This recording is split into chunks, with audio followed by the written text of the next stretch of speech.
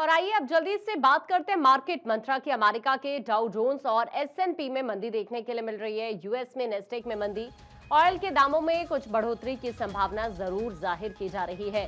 तो आज का बाजार किस तरह का रह सकता है, ये हम आपको इस वक्त बता रहे हैं। अमेरिका के डाउ जोन्स और एसएनपी में मंदी, साथ ही यूएस में नेस्डेक में भी मंदी और ऑयल के दामों में कुछ बढ़ोतरी की संभावना जरूर जाहिर की जा रही है। एक तरफ आप देख रहे हैं मिडिल ईस्ट के हालात किस तरह के हैं, अब उसका क्लियरली इंपैक्ट मार्केट पर पड़ता हुआ नजर आ रहा है। और इस वक्त आकाश जिंदल जी, मार्केट एक्सपर्ट, हमारे साथ जुड़ रहे हैं। आकाश जी, आपका बहुत स्वागत करती हूँ।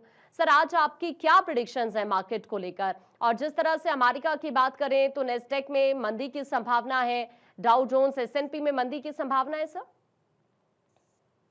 जी, स्टेट की बात करें, डाउ जोन्स की बात करें, सब में मंदी है और अमेरिका इस समय बहुत मुश्किल हालात से गुजर रहा है। अब अमेरिका में वो हो सकता है जिसकी एक्सपेक्टेशन अमेरिका में किसी ने नहीं की थी आज से 3 महीने पहले या 28 फरवरी से पहले। अमेरिका में रेट ऑफ इंटरेस्ट बढ़ सकते हैं। अगर अमेरिका में रेट ऑफ इंटरेस्ट बढ़ सकते हैं, तो वहाँ की इकोनॉमी के लिए बहुत बड़ा सेटबैक होगा। वहाँ की लोगों की पर कैपिटा इनकम के लिए सेटबैक होगा। साथ ही साथ जो इकोनॉमिक रिकवरी की कोशिश अमेरिका कर रहा था, उसके लिए भी बहुत बड़ा सेटबैक होगा।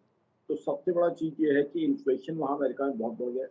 दूसरा, वॉर पे उन्होंने बहुत खर्चा कर लिया है, तो उनकी इकोनॉमी को काफ़ी नुकसान हुआ। आज यूरोपियन सेंट्रल बैंक के भी रेट ऑफ इंटरेस्ट पॉलिसी आनी है और वहाँ भी रेट ऑफ इंटरेस्ट बढ़ने की संभावना है, क्योंकि अब दुनिया भर में इन्फ्लेशन बढ़ रहा है। तो इन्फ्लेशन को कॉम्बैट करने के लिए कहीं न कहीं डिमांड स्क्वीज़ करने की कोशिश की जाएगी और डिमांड स्क्वीज़ करने के लिए रेट ऑफ इंटरेस्ट जो है एक बहुत बढ़िया टूल है। तो मेरी organisation Aakash inter dot in का मानना है कि जो 28 फरवरी से वॉर चल रही थी, पहले वॉर, फिर स्ट्रेट ऑफ हॉर्मुज़ का क्लोज़ होना, वो इकोनॉमी के लिए नुकसानदेह थी, ग्लोबल इकोनॉमी के लिए।